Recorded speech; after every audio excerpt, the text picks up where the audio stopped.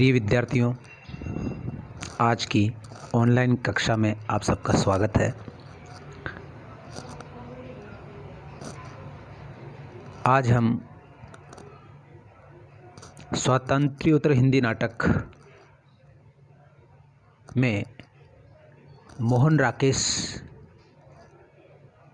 की नाटक और रंगमंच के क्षेत्र में भूमिका पर बातचीत करेंगे।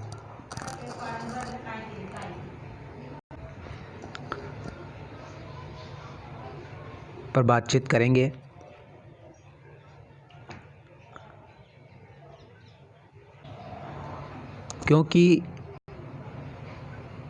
सभी आलोचक ये मानते हैं कि मोहन राकेश आधुनिक युग के सर्वाधिक चर्चित और रंग विवेक से संपन्न प्रबुद्ध नाटककार हैं और उन्होंने हिंदी नाटक और हिंदी रंगमंच को दूर तक प्रभावित किया है और उसे एक नई दिशा दी है। यद्यपि मोहन राकेश केवल नाटककार ही नहीं थे, बल्कि वो एक हिंदी कहानी को एक नई दिशा देने वाले, जिसे नई कहानी कहते हैं, कहानीकार भी थे। उनके कहानी संग्रहों इंसान के खंडहर, नए बादल, जानवर और जानवर, एक और ज़िंदगी और फौलाद का आकाश, इन सभी में उनके समय के मनुष्य और उसके तनाव, उसके जीवन संघर्ष, उन सब की बहुत ही हृदय स्पर्शी अभिव्यक्ति देखने को मिलती है। कुछ उपन्यास भी मोहन राकेश ने लिखे, जैसे अंधेरे बंद कमरे, न आने वाला कल और अंतराल। तो सभी विधाओं में अपना दखल मोहन राकेश रखते हैं, लेकिन नाटककार के रूप में उन्हें सबसे ज़्यादा प्रसिद्धि मिली। उनके बारे में कहा जाता है कि मोहन राकेश ने हिंदी नाटक को इतिहास, पुराण के अंधेरे बंद कमरों से बाहर निकाला और उसे युगों के रोमानी इंद्रजालिक सम्मोहन से उबार कर आधुनिक दौर के मनुष्य के द्वंद्वों से जोड़ा। हम देखते हैं कि यद्यपि उपेंद्र नाथ अश्क ने ही नाटक को यथार्थ से जोड़ने का काम शुरू कर दिया था, लेकिन फिर भी ज़्यादातर जो नाटककार थे वो इतिहास और पुराण के घटनाक्रम पर ही नाटक रच रहे थे, जिनसे आधुनिक मनुष्य की चेतना का तालमेल नहीं हो पाता था। तो इस कमी को सबसे पहले मोहन राकेश ने दूर किया और इसलिए मोहन राकेश को आधुनिक युग का एक प्रमुख यशस्वी नाटककार माना जाता है। उन्हें नाटक के क्षेत्र में मौलिक प्रतिभा और नवीन उद्भावनाओं के द्वारा तमाम अवधारणाओं को बदलने वाली शख्सियत के रूप में जाना जाता है।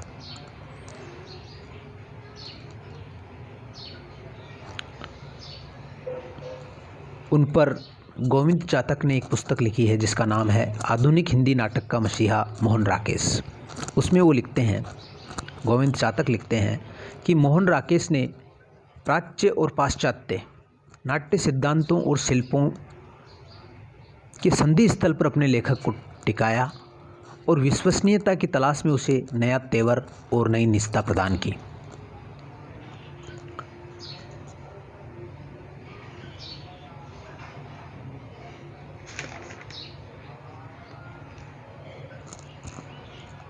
नाटक के साथ साथ रंगमंच में एक क्रांतिकारी परिवर्तन हिंदी नाटक के क्षेत्र में करने का कार्य भी मोहन राकेश ने किया।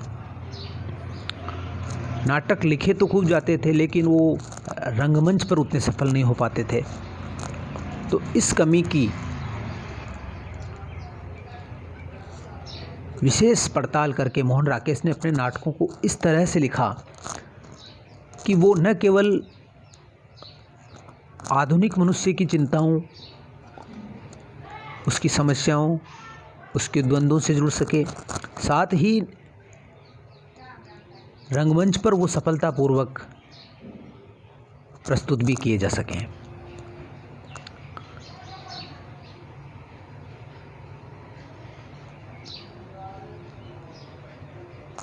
कहा जाता है कि मोहन राकेश के रंग चिंतन के अंतर्गत रंग कर्म के विविध पक्षों पर बहुत बारीकी और गहराई से विचार विमर्श पेश किया है। उन्होंने बाकायदा एक किताब लिखी है, पुस्तक लिखी है, जिसमें रंगमंच और नाटक से संबंधित जितने भी विविध पक्ष हैं उन पर बहुत ही विश्लेषणात्मक और गहन चिंतन प्रस्तुत किया है। जैसे उनकी कुछ पुस्तकें हैं, नाटक और रंगमंच, रंगमंच और शब्द, हिंदी रंगमंच के दायरे से हटता दायरा, हिंदी रंगमंच दायरे से हटता दायरा, ये भी उनकी किताब है। रेडियो नाटक भी उनकी एक पुस्तक है। तो इसमें वो अपनी विचारों, अपनी प्रतिक्रियाओं, समकालीन रंगमंच पर जो उनकी प्रतिक्रियाएं थी, कमियां थी, उनकी ओर वो विचार व्यक्त करते हैं।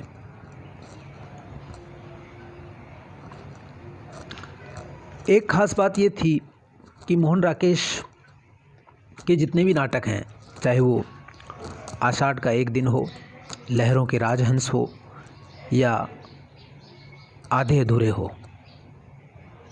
इन सब में, इनके मंचन में पहली बार ये देखा गया कि नाटककार की भी सक्रिय उपस्थिति दर्ज हुई। उनका ये मानना था कि नाटककार को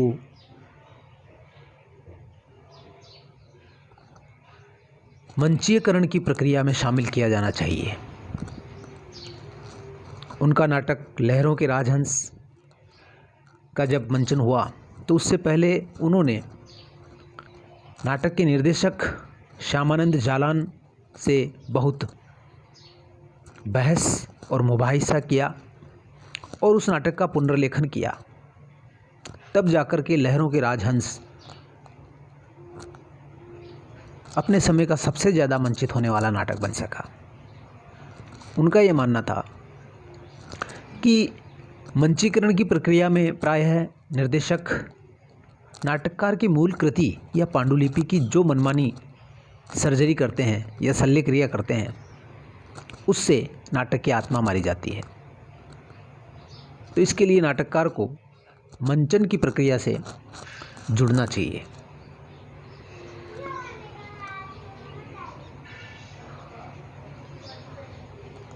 कल हमने उनके दो नाटकों आषाढ़ का एक दिन और लहरों के राजहंस की बात की थी। आज हम उनका तीसरा नाटक जो आधे अधूरे है और 1969 में छपा, उसकी बातचीत करेंगे।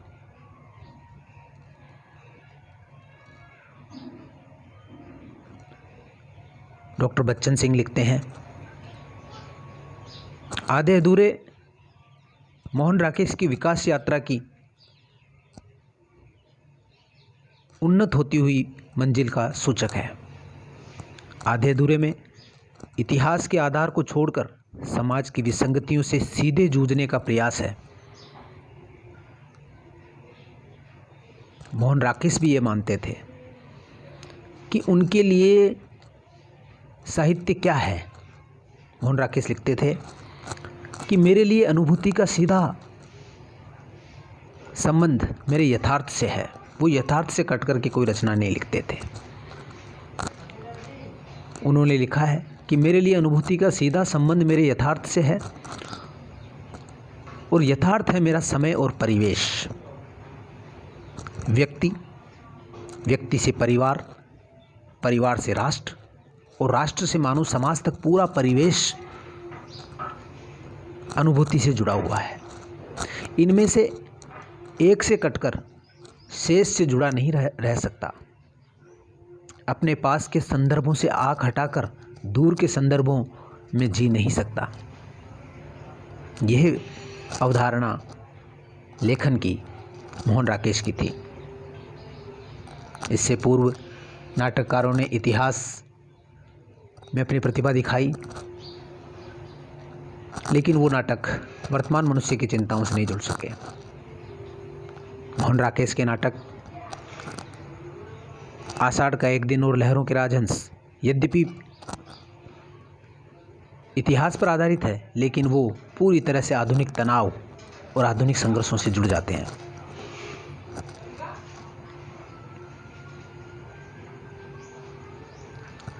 मोहन राकेश का एक इंटरव्यू है जिसमें हम उनके नाटक संबंधित विचारों से परिचित हो सकते हैं। ये interview journal of south Asian literature के लिए कार्लो कपोला ने लिया था, जो इस पत्रिका के संपादक भी थे। तो कार्लो कपोला ने मोहन राकेश से एक प्रश्न पूछा था। प्रश्न इस प्रकार से था,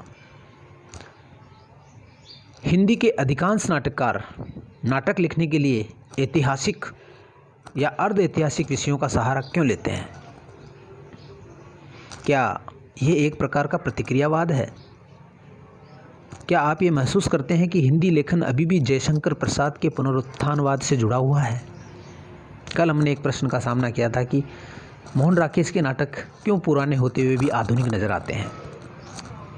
उसी को हम यहाँ समझने का प्रयास करेंगे। तो इस प्रश्न के जवाब में जब ये पूछा गया कि क्या हिंदी लेखन अभी भी जयशंकर प्रसाद के पुनरुत्थानवाद से जुड़ा हुआ है। जयशंकर प्रसाद ने हम जानते हैं कि इतिहास और पौराणिक युग का पुनरुत्थान किया, उसकी फिर से व्याख्या अपने नाटकों में की, चाहे वो चंद्रगुप्त, स्कंदगुप्त, ध्रुव स्वामिनी, विशाख, जन्मजय का नाग यज्ञ कोई भी हो। तो उन्होंने इतिहास की व्याख्या करने का काम अपने नाटकों में किया, उसकी फिर से उसका नए ढंग से उसकी व्याख्या की। तो मोहन राकेश ने जब के सामने ये प्रश्न आया कि क्या उनके नाटक भी पुनरुत्थानवाद है, तो मोहन राकेश ने जो उत्तर दिया वो बड़ा ही गौर करने लायक है। राकेश ने कहा, मैं ये नहीं समझता कि धर्मवीर भारती, जगदीश चंद्र माथुर और मैंने ऐतिहासिक नाटक इसलिए नहीं लिखे हैं क्योंकि हम इतिहास की व्याख्या करना चाहते हैं, या इसलिए कि हमें किसी काल विशेष से लगाव था। न ही यह जयशंकर प्रसाद की तरह का किसी प्रकार का पुनरुत्थानवाद ही है, न ही यह किसी प्रकार का प्रतिक्रियावाद है। बात इतनी भर है कि यह केवल संयोग मात्र है कि हिंदी के सफल नाटक इस ऐतिहासिक श्रेणी के अंतर्गत आते हैं। धर्मवीर भारती, आप जानते हैं कि धर्मवीर भारती ने अंधा युग लिखा, जगदीश चंद्र माथुर ने कोणार्क लिखा जो बहुत ही प्रसिद्ध हुआ और वह आधुनिक मनुष्य से जुड़ जाता है ऐतिहासिक होते हुए भी। धर्मवीर भारती के जो अंधा युग है उसके जो पात्र हैं, चाहे वो अश्वत्थामा हो, कृष्ण हो, चाहे वो दुर्योधन हो, गांधारी हो, धृतराष्ट्र हो, सब आधुनिक युग की चिंताओं से जुड़ जाते हैं। और इसी तरह से इनके नाटक, मोहन राकेश के नाटक भी आधुनिक मनुष्य की चिंताओं से जुड़ते हैं। आगे मोहन राकेश का उत्तर इस प्रकार से था कि मैं अपने बारे में तो निश्चित रूप से कह सकता हूँ कि मैंने एक शब्द भी ऐसा नहीं लिखा है जो वर्तमान से संबंधित नहीं है। आपने पहले कहा था कि आपके विचार में मेरे उपन्यासों तथा कहानियों में तो आधुनिक सचेतता है, जबकि मेरे नाटकों में संभवतया इसका थोड़ा अभाव सा है। मैं इस प्रकार के अंतर को स्वीकार नहीं करता, क्योंकि जैसा मैं पहले कह चुका हूँ, मेरे नाटकों के लेखन के पीछे भी वही सचेतता है जो मेरे उपन्यासों या कहानियों के पीछे है। मेरे विचार में आषाढ़ का एक दिन कालिदास के बारे में नहीं है। ये प्रश्न का उत्तर हो गया। जैसा कि हमने कहा था कि यद्यपि कालिदास की जो एक छवि हमारे दिमाग में महान नाटककार की या कवि की बनी हुई है, उस छवि को तोड़ने का काम मोहन राकेश का आषाढ़ का एक दिन करता है। आषाढ़ के एक दिन के जो कालिदास है वो महान साहित्यकार नहीं है जिसे भारतीय संस्कृति और दर्शन का चिताया माना जाता है, बल्कि उसके चरित्र के अंतर्विरोध को इसमें दिखाया गया है। ये बड़ी खास बात है।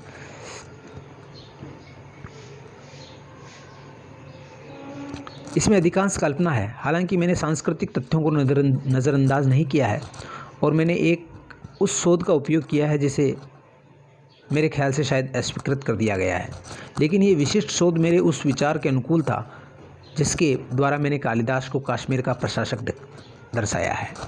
मैं इस नाटक में आज के लेखक की द्विधा को चित्रित करना चाहता था।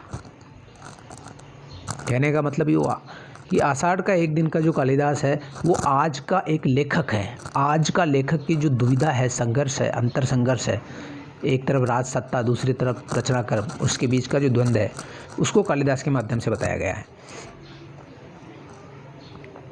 लेखक जो राज्य या इस प्रकार की अन्य संस्थाओं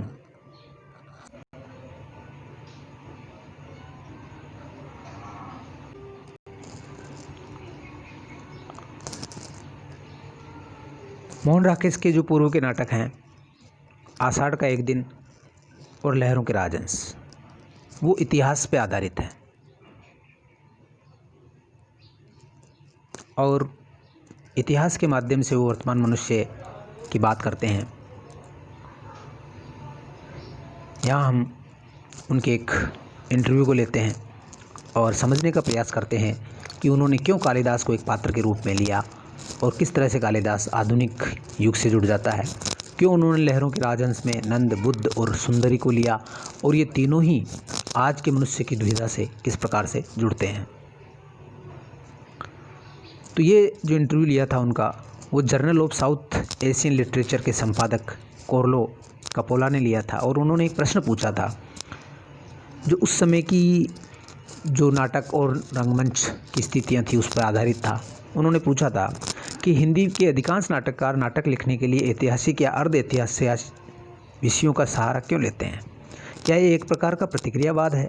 क्या यह आप ये महसूस करते हैं कि हिंदी लेखन अभी भी जयशंकर प्रसाद के पुनरुत्थानवाद से जुड़ा हुआ है? प्रश्न में ये पुनरुत्थानवाद का जिक्र हुआ कि जैसे जयशंकर प्रसाद ने अपने नाटकों चंद्रगुप्त, स्कंदगुप्त, ध्रुवस्वामिनी, राज्यश्री, इन सभी में इतिहास की पुनर्व्याख्या की है और इतिहास का गौरवगान किया है और उसे वर्तमान स्थितियों से महान बताया है। इन सब नाटकों में एक तरह का प्रतिक्रियावाद हमें नज़र आता है, लेकिन ये नाटक कहीं ना कहीं आधुनिक मनुष्य की चिंताओं से नहीं जुड़ पाते हैं। तो इसका उत्तर देते हुए मोहन राकेश ने क्या कहा था? मोहन राकेश ने कहा, मैं यह नहीं समझता कि धर्मवीर भारती, जगदीश चंद्र माथुर और मैंने ऐतिहासिक नाटक इसलिए नहीं लिखे हैं क्योंकि हम इतिहास की व्याख्या करना चाहते हैं या इसलिए कि हमें किसी काल विशेष से लगाव था। नहीं, यह जयशंकर प्रसाद की तरह किसी प्रकार का पुनरुत्थानवाद है, नहीं यह किसी प्रकार का प्रतिक्रियावाद है। बात इतनी भर है कि यह केवल संयोग मात्र है कि हिंदी के सफल नाटक इस ऐतिहासिक श्रेणी के अंतर्गत आते हैं।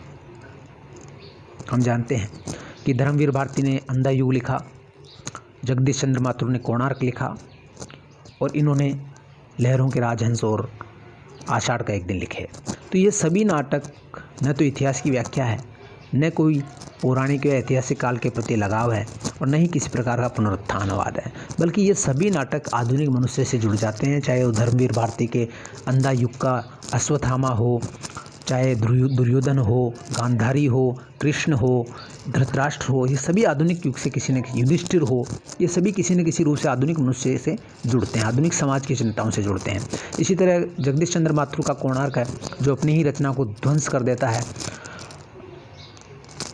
वह भी आधुनिक जो रचनाकार है उसकी सत्ता और रचना, उसके बीच का जो संघर्ष है उसको व्यक्त करता है। आगे मोहन राकेश लिखते हैं कि मैं अपने बारे में तो निश्चित रूप से कह सकता हूँ कि मैंने एक शब्द भी ऐसा नहीं लिखा जो वर्तमान से संबंधित नहीं है।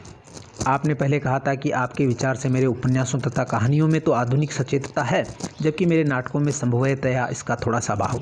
मैं इस प्रकार के अंतर को स्वीकार नहीं करता, क्योंकि जैसा मैं कह चुका हूँ, मेरे नाटकों के लेखन के पीछे वही सचेतता है जो मेरे उपन्यासों या कहानियों के पीछे। मेरे विचार से आषाढ़ का एक दिन कालिदास के बारे में नहीं है, इसमें अधिकांश कल्पना है। हालांकि मैंने सांस्कृतिक तथ्यों को नज़रअंदाज नहीं किया है और मैं ने उस शोध का उपयोग किया है जिसे मेरे ख्याल से शायद अस्वीकृत कर दिया गया है, लेकिन ये विशिष्ट शोध मेरे उस विचार के अनुकूल था जिसके द्वारा मैंने कालिदास को कश्मीर का प्रशासक दर्शाया है।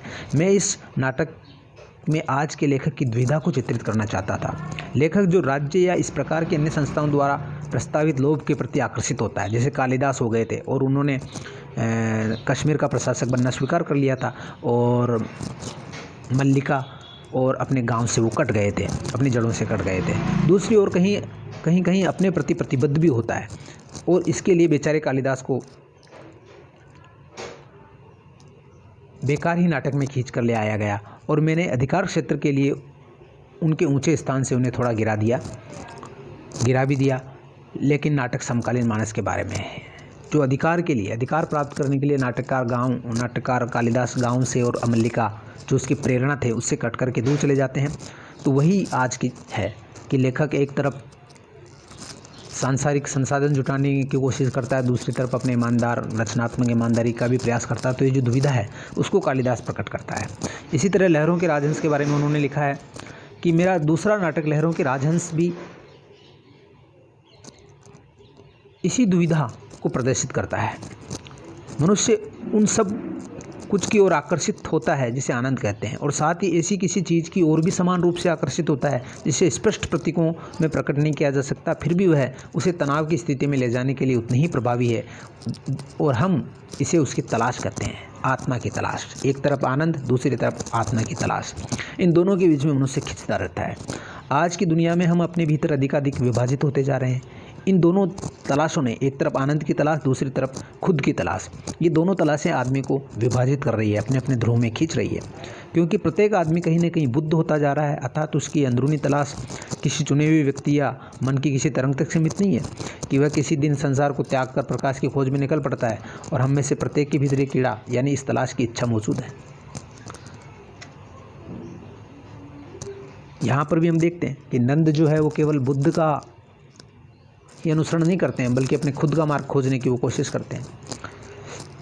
दूसरी ओर वह शक्ति है जो हमें अपनी ज़िंदगी में सर्वाधिक भौतिक सुखों को प्राप्त करने के लिए बाध्य करती है। यहाँ पर मोहन राकेश का संकेत नाटक की सुंदरी की ओर है। यह एक ऐसी दुविधा की स्थिति है जिसमें हम में से हर एक बटा हुआ है। यह तलाश मनुष्य में उतनी ही यथार्थ है जितनी किसी बुद्ध में, और मनुष्य के भौतिक सुख की तलाश भी उतनी ही यथार्थ है जितनी कि कहें कि कोणार्क की किसी मूर्ति में। कोणार्क की मूर्तियाँ देखिए, श्रृंगार रस से परिपूर्ण, कामशास्त्र के पाठों पर आधारित है। तो आनंद की तलाश की अभिव्यक्ति है एक तरह से। उस युग में किस तरह से एक तरफ आनंद था, दूसरी तरफ संन्यास था, इसको हम बुद्ध और कोणार्क की मूर्तियों के द्वारा समझ सकते हैं। अतः मैं अपने इस दूसरे नाटक में आज के मनुष्य की इस द्विधात्मक स्थिति को चित्रित करना चाहता था मोहन राकेश जी के साक्षात्कार से। ये साक्षात्कार मोहन राकेश की रचनाधर्मिता के बारे में हमें बताता है। अब हम बात करें मोहन राकेश की जो तीसरे नाटक है जिसका नाम है आधे अधूरे, उसके बारे में थोड़ी बातचीत कर लेते हैं।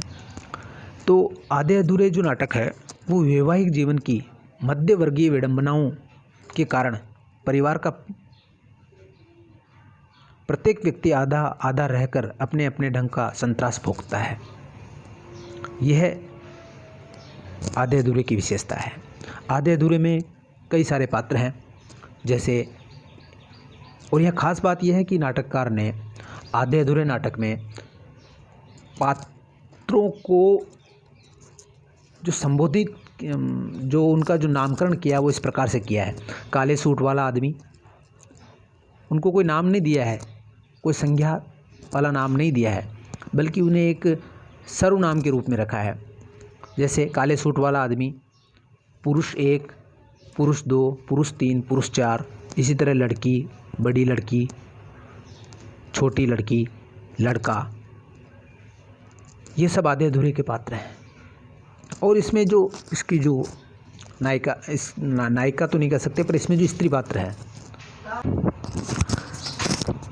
तो आधे अधूरे नाटक में इस तरह से हम देखते हैं कि प्रत्येक जो पात्र है, चाहे वो पुरुष 1 से लेकर 4 हो, चाहे स्त्री हो, लड़का लड़की हो, सभी किसी न किसी तरह से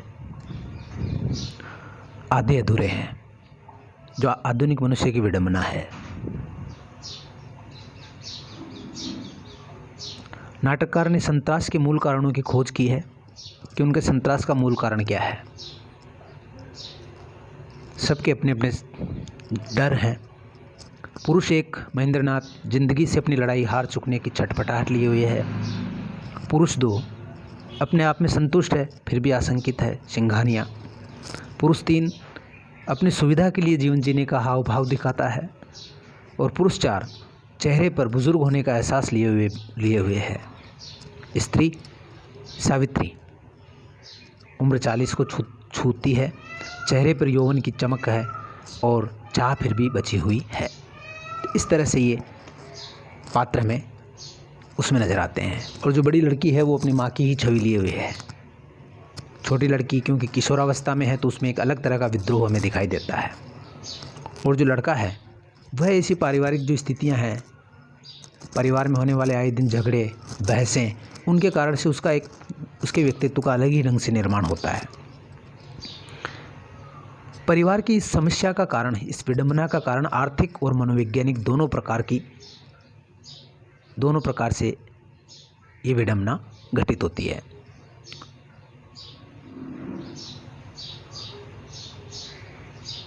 ये नाटक पूरी तरह से तनावपूर्ण बना रहता है। इसमें एक तनाव है और तनाव को मोहन राकेश किसी भी नाटक के लिए बहुत ही ज़रूरी मानते थे। उनका ये कहना था कि तनाव दोहरा कार्य करता है। एक तो किसी भी नाटक में अधिकांश कार्य व्यापार नाटकीय तनाव से प्रेरित होते हैं।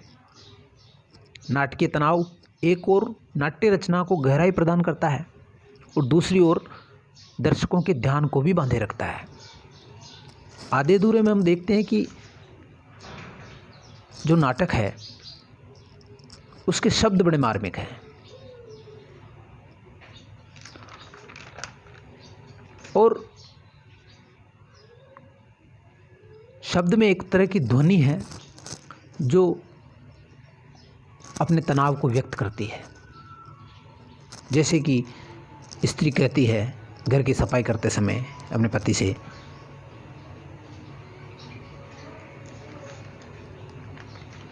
कि कितनी गर्द है, जाने कहाँ से ये गर्द आ जाती है। तो ये जो गर्द है ये यहाँ पर एक प्रकार की जिन परिस्थितियों में ये बात कही जाती है उससे ये लगता है कि यहाँ गर्द का मतलब है कि एक तरह की गलतफहमियाँ जो इस घर में आ गई हैं। तो ये हर शब्द एक महत्वपूर्ण भूमिका उनके उस नाटक में निभाता है।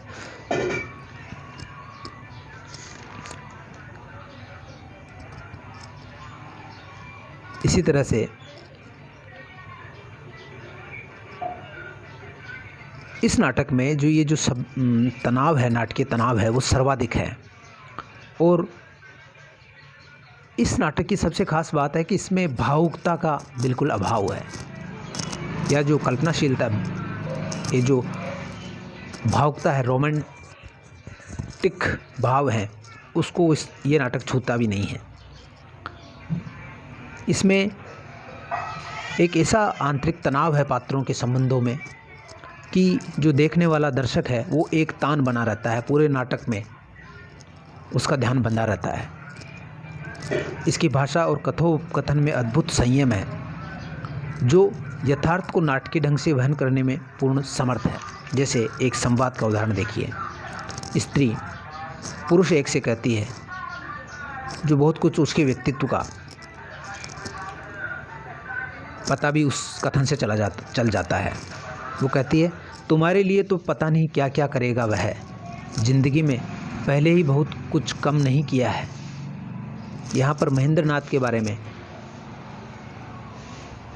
जो जुनेजा ने, जो उसका पार्टनर है, जो काम किए उनके बारे में टिप्पणी है। तो यहाँ पर ये बता रही है कि तुम्हारे लिए तो पता नहीं क्या क्या करेगा वह। तो वह ये बताना चाहती है कि उसके पति का कुछ वजूद नहीं है, वो उसकी कोई रीढ़ की हड्डी नहीं है, वह दूसरों पर आश्रित है, उसका व्यक्तित्व नहीं बन पाया है। यहाँ पर यह बात कही जा रही है। तो नाट्य शब्द का जो महत्व है वो सबसे पहले मोहन राकेश ने नाटक में बताया है और उन्होंने ये बताने का प्रयास किया है कि नाट्य शब्द का दायित्व नाटक में किस प्रकार से बढ़ जाता है। पहला तो ये होता है कि नाटक का जो शब्द होता है वो पात्रों, घटनाओं और अपने समय के जो तनाव है उसको नाटक में एक रूप प्रदान करता है। दूसरा, नाट्य शब्द जो होता है वो पात्रों के अंतर्मन की गहराई और गुत्थियों को भी व्यक्त करता है। कोई भी जो शब्द कहा जाता है रंगमंच पर वो दूसरे कई शब्दों का प्रतिनिधित्व करता है।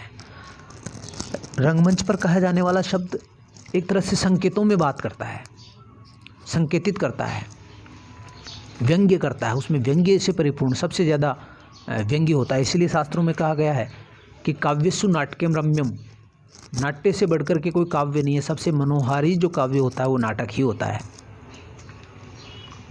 और तीसरा काम जो शब्द करता है वो स्थान, काल और समय का बोध भी करवाता है।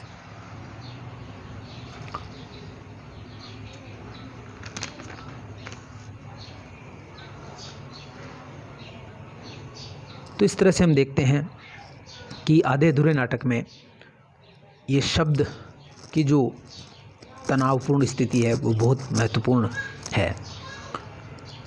संवादों की लयात्मकता में बहुत वैविध्य नहीं है, यद्यपि लड़के की वाणी में काट खाने वाला पेना व्यंग्य है। लड़के का और सिंघानिया का जो दृश्य बताया गया जिसमें वो बातचीत करते हैं, तो उसमें वो लड़का जो है वो व्यंग्य करता है उस पर, सिंघानिया पर और समकालीन परिस्थितियों पर, वो बड़ा ही काट खाने वाला है।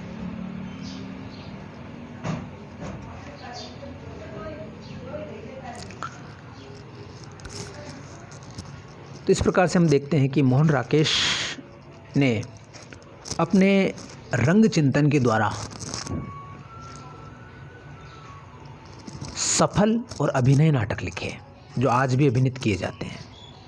और हम देखते हैं कि मोहन राकेश के नाटकों में जो उनका पाठ है उसमें हम देखते हैं कि लंबे लंबे चौड़े रंग निर्देश दिए हुए हैं जो कोष्ठक में बंद रहते हैं कि स्त्री ऐसी होगी, कमरा ऐसा होगा और इस तरह से वो भाव प्रकट करेगी। इस तरह के जो रंग निर्देश है, जो निर्देश है वो कोष्ठक में वो बहुत ही ज़्यादा दिए हुए रहते हैं। इसके कारण से कई बार निर्देशक कहते हैं कि हमारी स्वतंत्रता में बाधा है, लेकिन वास्तव में ये जो रंग निर्देश है वो उस समय की आवश्यकता थी। उस समय के जो हिंदी नाटक थे जिनमें एक अभिनेता का अभाव था, उसको पूरा करने का काम ये रंग निर्देश करते हैं। तो हमने देखा कि नाटक जिसे श्रव्य काव्य कहते हैं उसका विकास हिंदी में हुआ और उसमें आधुनिक स्वतंत्र युग में मोहन राकेश का किस प्रकार से योगदान रहा। मोहन राकेश नाटक को एक दृश्य काव्य मानते थे लेकिन रंगमंच को श्रव्य माध्यम मानते थे और इसलिए वो शब्द और उसके तनाव को बहुत महत्वपूर्ण जिम्मेदारी उसकी मानते थे। और मोहन राकेश ने वास्तव में अपने नाटक के द्वारा समकालीन समाज की मानसिकता, उसके विचार व्यवहार, उसकी प्राथमिकताएं, आवश्यकताएं जो समय के साथ बदली और आधुनिक होती गई हैं, उन सभी परिस्थितियों और स्थितियों का अपने नाटकों में अंकन किया है। आज के पाठ को यहीं समाप्त करते हैं। खुश रहिए, प्रसन्न रहिए, पढ़ते रहिए, सीखते रहिए और आगे बढ़ते रहिए। इसी संदेश के साथ आपसे इजाज़त लेता हूँ। धन्यवाद। जय हिंद, जय भारत।